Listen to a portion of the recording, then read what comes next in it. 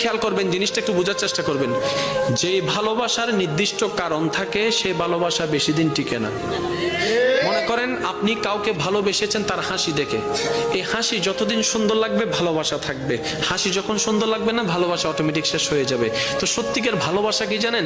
যে ভালোবাসার কোনো নির্দিষ্ট কারণ থাকে না, যে ভালোবাসা অন্তর থেকে হয়ে যায়, অনুভব থেকে হয়ে যায়, নির্দিষ্ট কারণ খুঁজে পাবেন না, না আপনার হাসি দেখে হয়েছে, না আপনার চোখ দেখে হয়েছে, না আপনার ব্যবহার দেখে হয়েছে, কোনো কারণ ছাড়া আপনি অটোমেটিক আপনার অন্তরে ফিল চলে আসলো, আপনি ভালোবাসা শুরু করলেন, যেটা আপনি দেখেন নাই, না দেখে ভালোবাসা শুরু করেছেন।